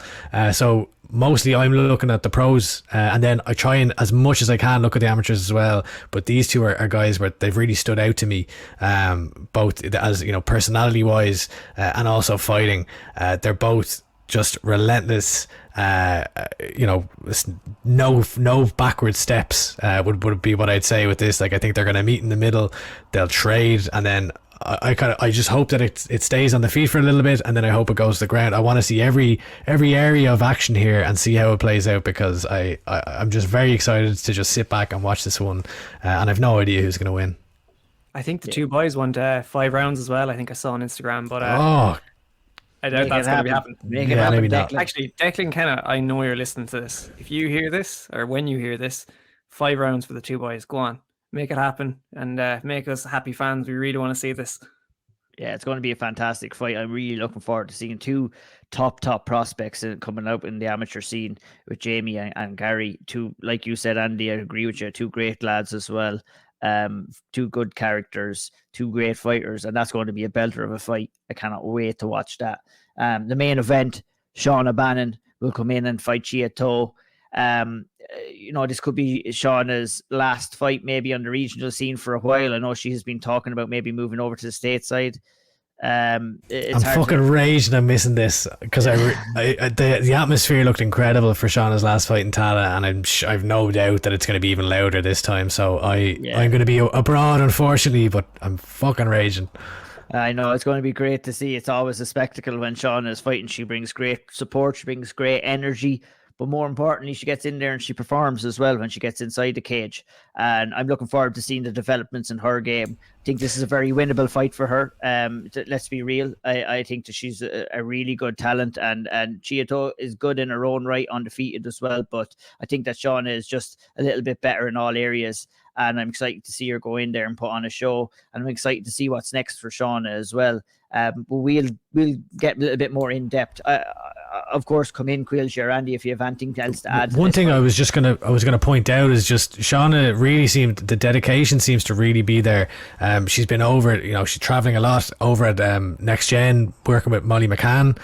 So like Jesus, having that experience and sharing the mat and doing rounds with a UFC, a quality UFC. I mean, look at Molly McCann's last performance, a fucking spinning elbow from hell on the world stage. So that can only stand to you. So it's so no important. Stones left unturned here for this fight. Yeah, it's so important to go in and do that. We spoke to Shauna the last time and she was on ahead of her fight about that, about getting over there to GB top team as well. And for the development of a fighter, so especially so early in your career, getting over to those gyms is so important. So you have to give credit to Shauna and also to Paddy Houlihan as well for encouraging that as well, because not a lot of fighters or coaches want their fighters to do that. And there was a level of loyalty that existed in gyms, I think, back in the day, which has kind of shifted a little bit now. We've seen a bunch of fighters who are now jumping around to different gyms, getting different looks, getting different spars, getting different roles. And that's so important for the development of a fighter. And I love seeing Shauna doing it. I love seeing a lot of other fighters who are doing it now as well. Any other thoughts, Caoilte, before we kind of wrap this up on Cage Legacy? No, I think you guys have kind of topped it off there perfectly. Lovely job. We move on to Andreas Binder, who's coming back in to fight for a title at Inferno FC 5 in the main event against his opponent Pastush. Andy, this is Andreas is coming in here. He fought for a different promotion in his last fight, coming in fighting for a title fight here. The date escapes me now at this stage. Is it on? I want to say it's on the weekend of June 10th as well. I'll have to look that up. But it's good to see Andreas back in there fighting for a title. Yeah, great to see the activity. It helps fighting for a title, and then I believe the plan is to fight again in September. So he's staying very, very active. His last fight was only last month. Had that vicious knockout of Rostam Akman. So he's racking them up. He's on a 1, 2, 3, 4, 5 fight winning streak right now. After the no contest against Dermot Bukala. And yeah, like he's looked quite impressive. So I'm looking forward to seeing this one. Looking forward to seeing kind of, I suppose, how the next year plays out for Andreas Binder, because he's kind of taking that new route. He's not gone the Bellator way. He's kind of progressed from the Irish circuit to now looking for fights in Europe, and it's those gradual steps forward where he keeps ticking them off, getting more wins. Now it's a belt. I've heard that he is a very, very tenured fighter that he's going to be going up against potentially in September. Maybe more on that later on, but he's inching his way forward towards putting himself out there to be like, hey, Mick Maynard, Sean Shelby, look at me over here. I'm another guy from Ireland who's ready to take the call. So if he can get maybe 3-4 wins, or maybe won't even take that many in the next year, then I could see him knocking on the door in the UFC not too far away. Yeah, me too. That fight goes down on June 11th. So that would be Saturday week, I guess. So we'll talk a little bit more about that fight. We'll probably be recording in around that time for the next podcast. But yeah, great to see Andreas back in there fighting for a title on the continent. Another fight that was kind of announced and there was a little bit of drama around was Dee Begley versus Chantel Coates at Combatche Global. I made the announcement of that fight. Ian O'Neill just scuppering the UFC's plans. Oops. How dare you? Sorry. I loved it. I fucking loved it. Hey, Fair play to you. You have the information, you have to put it out there. So I know there's a little bit of drama there, but look, it's all about Dee and her getting over there and getting the fight. She's fighting against Chantel. Come at us, Campbell McLaren. Come at us. Yeah. Do something. He didn't do anything wrong. The information came straight from the horse's mouth, so there's not too much we can do. Maybe we spoiled an episode of Tough. Maybe we did, but the seven people watching are so sad. Oh no. It's a decent opponent though. Yeah. It's a decent opponent for Dee. Chantel coming in has some Muay Thai experience. Obviously Dee, a very storied striking background with kickboxing and an amateur silver medalist as well at the IMMAFs. And I think it's a great fight for her. It's great to see her in action. I know that fight got pushed back, but that will be happening on June 10th. So that's going to be a busy weekend for Irish MMA with Cage Legacy. Andreas is fighting. Dee Begley is fighting all in the space of a couple of days. The scene is really alive, isn't it? It's fantastic. It's fantastic. Love it. You love to see it. It's fucking great. It's not just like a whole load of action for 2 weeks and then 3 months go by and it's like, right, well, what's happening next? We'd be stuff every week. We'd be pretty fucked if it wasn't, because we wouldn't know what to talk about. So it's great to see all the Irish fighters getting into action, and there's fights on almost every weekend now. So long may it last, and long may we stay talking about it. Let's move on to some questions. Del Bratnox asks, with the increase of in local shows, who in our opinion is the number one promotion in the island of Ireland right now? He names a couple. Odell, you're he's trying to stir it up here a bit, stir the pot. I mean, who's the number one promotion right now? It's hard to say. I mean, we want to see pro fights on the island, and I think whoever Cage Conflict seem to be leading the way on putting on pro fights right now. They're putting on another full professional main card on their show, and they're doing a great job doing that. But it's important to have shows like Iúr and Cage Legacy, Clan Wars, Chaos, all those Premier, because it's not all about the pros, it's about the amateurs as well, and everyone is doing a great job in their own right. But I mean, who's the number one promotion? Cage Conflict, they're calling themselves the number one promotion. When it comes to putting on pro fights, they're definitely leading the way right now. I mean, everyone should be calling themselves the number one promotion, shouldn't they? They really, if they're worth their salt in promotion, they should be saying it anyway. But yeah, I mean, up north, I suppose it's Cage Conflict. Clan Wars put on a fantastic show there, but as well, when you're, I think that I think Cage Conflict is, I'm not going to say run better, but from an outside looking in, the fight posters, the information getting out there, knowing where the stream is, the fact that they are flying in people from abroad for pro fights, it just ticks a few more boxes where Clan Wars put on a great show, but I think Cage Conflict are a little bit ahead in those specific areas. And obviously I think the number one show in the Republic is Cage Legacy without doubt at the moment. It'll be interesting to see if more shows pop up in the next while, but the atmosphere, the last number of Cage Legacy shows has been really, really exciting.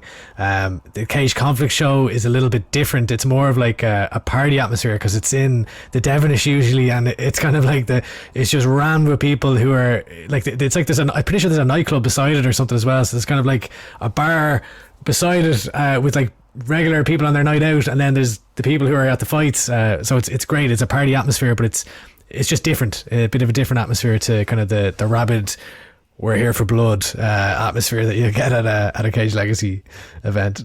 Just bleed is at the Cage Legacy shows.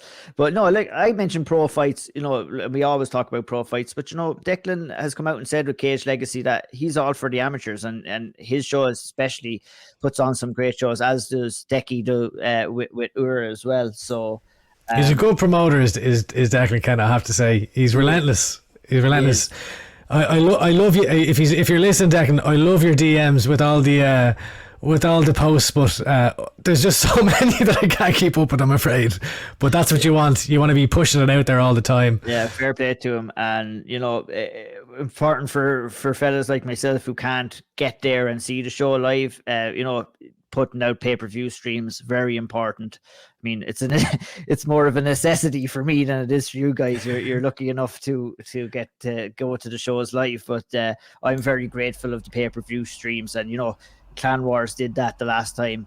They did the pay-per-view streams, and if there's a stream, I'll buy it every single time because I want to see those fights. And not everybody can make the shows either. Tickets get sold out fast, and it's important to kind of get those fights out there, and important for the development of promotions as well.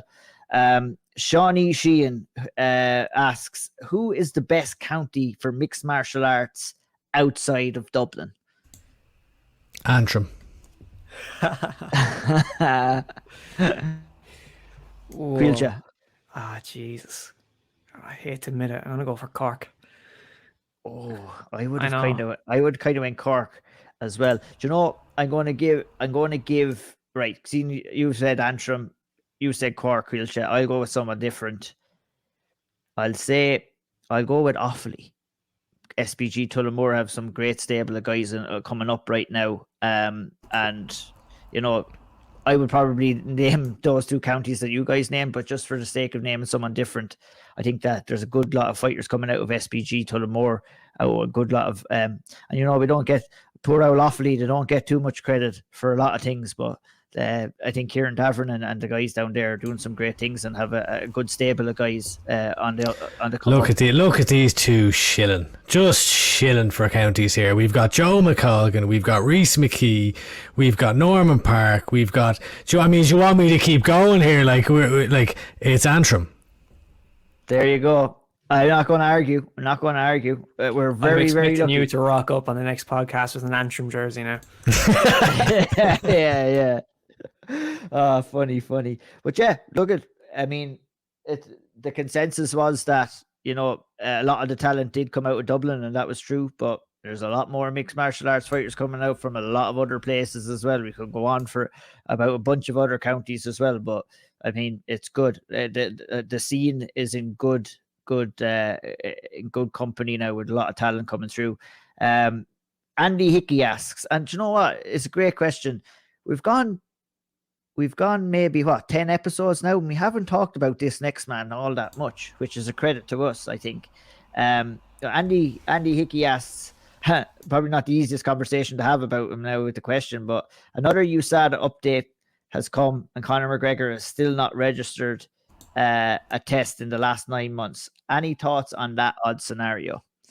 I mean, it is what it is. He's out with the USADA pool. He's recovering from a broken leg injury. So, I mean, that's it. He's probably not in the pool due to inactivity. Yeah, a bit odd, isn't it? It is a bit odd, all right. I mean, maybe there's some medical help coming his way to try and help cure a leg break. I don't know what kind of you need to do medically. I mean, the first thing that speaks to me is that there's not a chance he's coming back in 2022. Exactly. He's still not in the pool. You have to be in 6 months or something. You have to be in the pool for 6 months. I know that it's all well and good, like kind of aggressively saying, "Oh, I'm going to be back," but like the facts are, facts are the facts, and unless he gets an exemption, like a Brock Lesnar exemption, but I don't think you want to be you don't want to be getting the same exemption as Brock Lesnar. Take from that what you will. I don't know if he could. If he entered it, let's say he entered it in the last 2 weeks, we could just about see him in December, and that would probably be a realistic timeline. Maybe a realistic timeline. Yeah, maybe I'm wishful thinking there, but yeah, I mean, he was out on Sky Sports there last weekend at the Monaco Grand Prix, like talking about his next chapter being in the UFC, and it's not written yet. but you know, I mean, where else is it going to be though? I know Pete tweeted that he wouldn't see him in 2022, and he sent back the laughing emoji. But it's more. I think that is probably the case at this stage. I mean, you're going to have to be in the USADA pool for 6 months, unless fucking USADA pulls some crazy shit with the UFC. I mean, the UFC, that they're basically working hand in hand with the UFC, so they can kind of do whatever they want. But I would imagine what's going to happen is he'll go back into the pool. He'll be there for 6 months. We also remember, you know, he hasn't been cleared to even kick yet. He mentioned that in the interview. So he's going for another scan in the coming weeks. He'll get cleared to kick. And then that's when he's only going to be able to start his build up. He's going to, you know, there's going to be a lot of You'd be mad to rush back. There's no point. Like, he doesn't need the money. He can go back whenever he wants. Like, his next couple wait of until you're healthy and then fucking put the whiskey down for a while and, you know, that's it. Get serious. And like, I mean, his next couple of fights are very important if we're talking about career wise for him. You know, he doesn't want to be rushing back, hurting himself again, or coming back less than prepared, because he's going to be coming in to fight top level competition, like it or not, because that's the status that he has earned for himself. So, yeah, I mean, that's it. Anything to add on Conor McGregor? Who would you like to see him coming back and fight next, Andy? Tony Ferguson. I'd like to see that fight. Caoilte? I don't think he'd go for it, but, you know, hopefully. Nate Diaz. Yeah.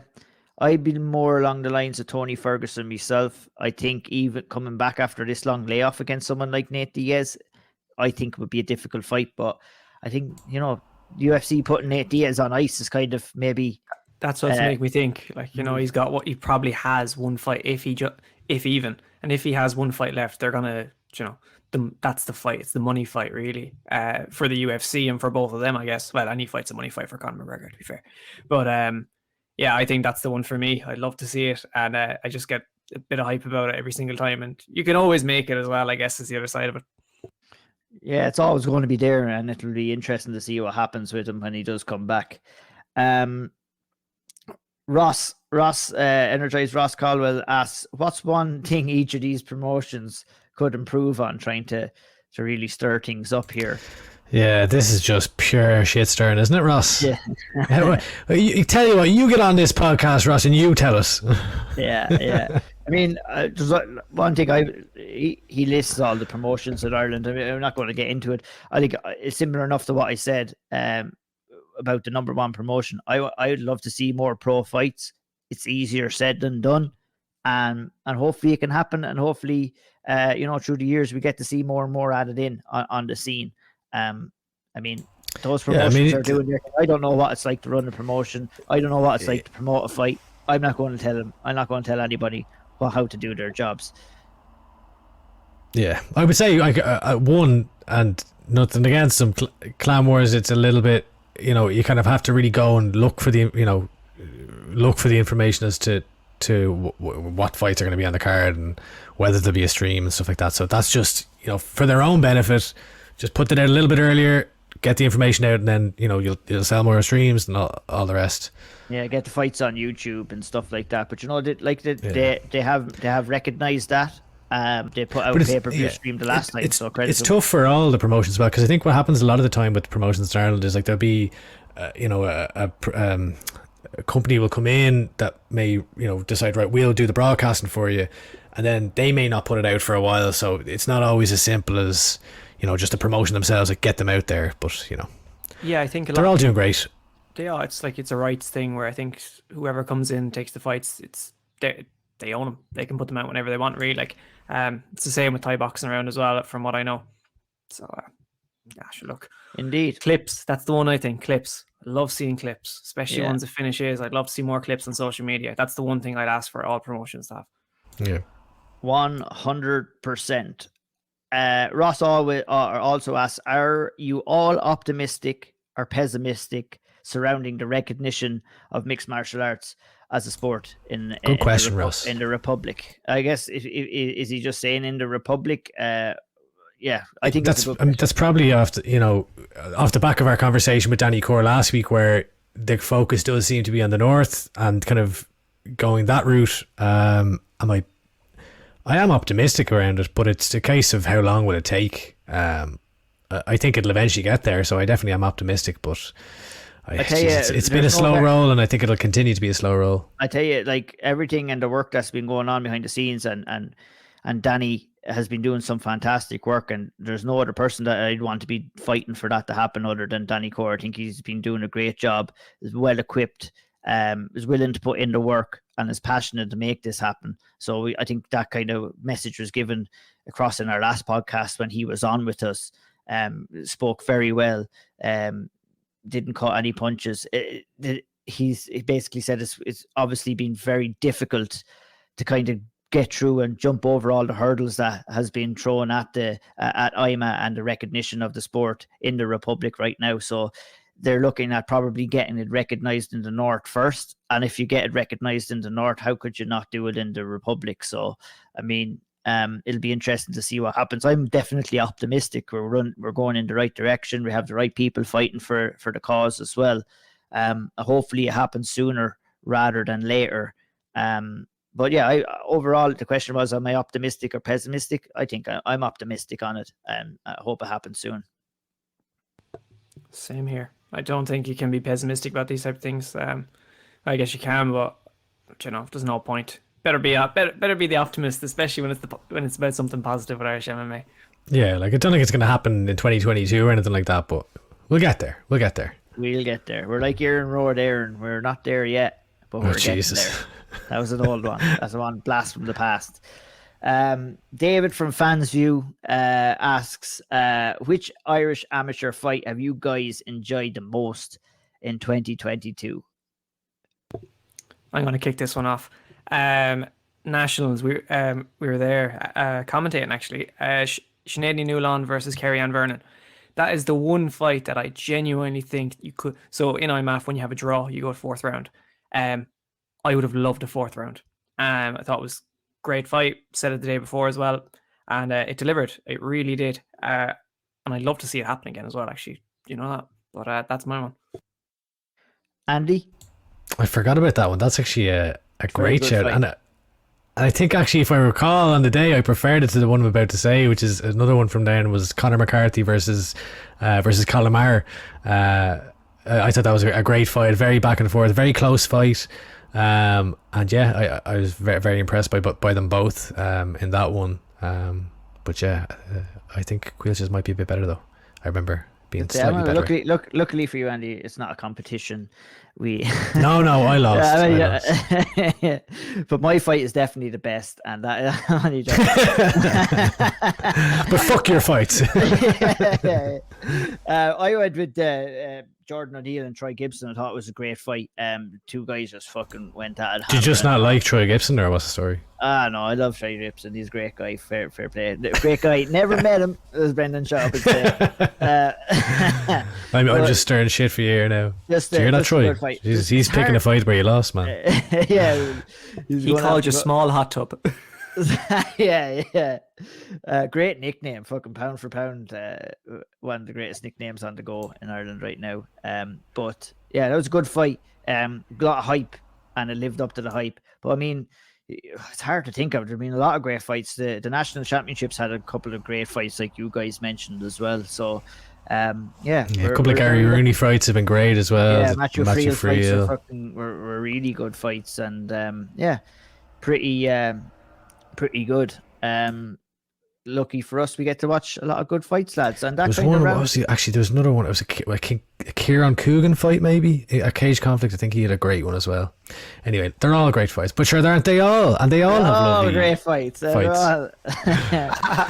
That rounds us up for episode 10. Shout out to David from Fans View, by the way. That last question, you had a good, you've been doing good work, and you put a great interview there. Very, very high quality production value with Matisse Zaharos recently. So fair play. Head over to him, Fans View on Instagram. Fair play to David, a great fella. And thanks for the question, and thanks everyone for listening, and thanks to Andy and Caoilte for joining me for episode. But most importantly, thanks to Ian. Thank you, Ian. Thanks to myself. Yeah. Thanks to Decky McAleenan, who gave us a great interview today. The fights, Iúr Championships this Saturday. Buy the pay-per-view. buy tickets, support local MMA, support all these promotions that are doing great work. Thanks to everyone for listening again. Like, subscribe, Legends.